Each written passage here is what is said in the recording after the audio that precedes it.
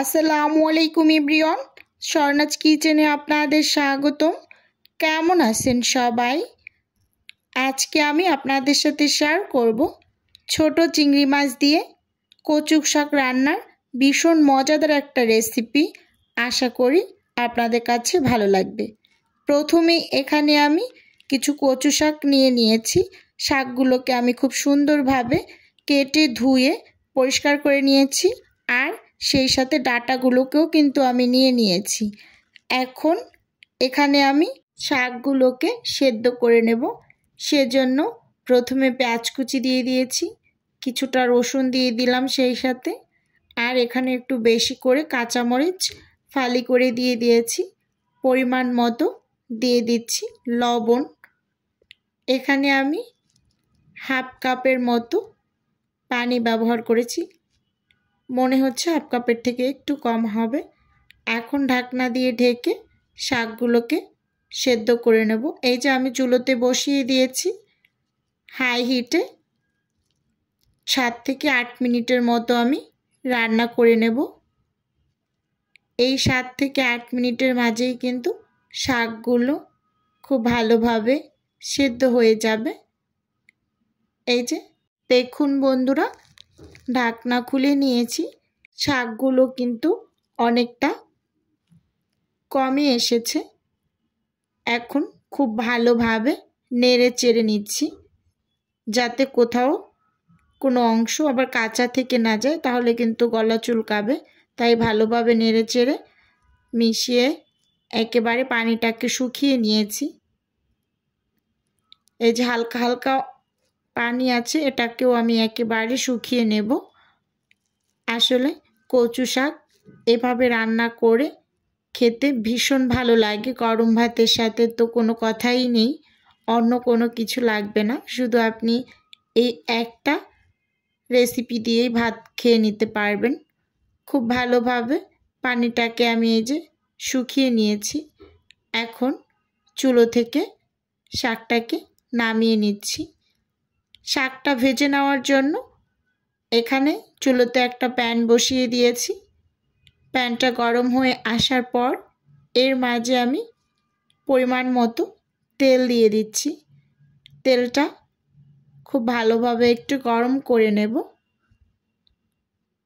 দেখুন বন্ধুরা, এখানে আমি 2টা শুকনো মরিচ কিন্তু চিড়ে দিয়ে দিয়েছি।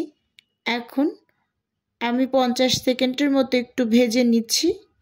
এর মাঝে আমি বেশ কিছু পেঁয়াজ কুচি দিয়েছি আর রসুন কুচি দিয়ে দিয়েছি একসাথেই।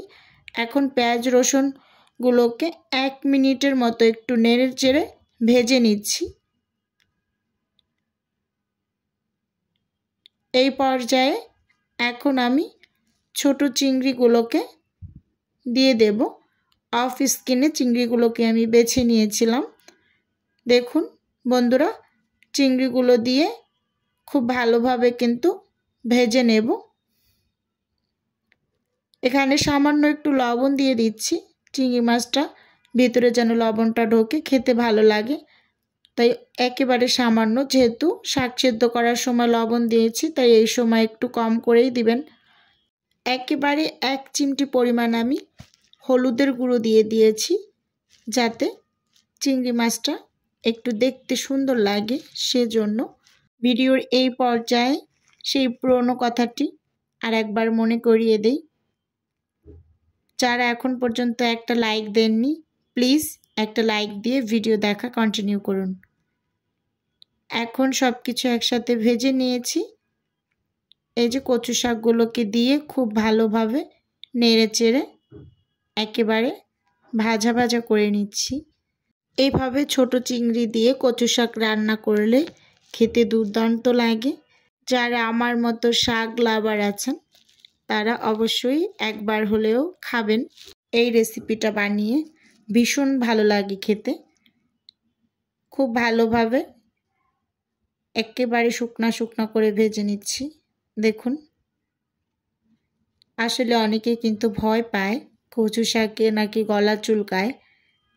আজকে আপনাদের একটা টেকনিক শিখিয়ে দিই। এই যে রান্নার শেষে উপর থেকে একটু লেবুর রস চিপে দেবেন, আর যাদের কাছে তেঁতুল থাকবে তারা তেঁতুল দিয়ে দেবেন রান্নার মাঝে, তাহলে সেই ভয়টা আর কাজ করবে না যে চুলকাবে এরকম কোনো একটা কিছু।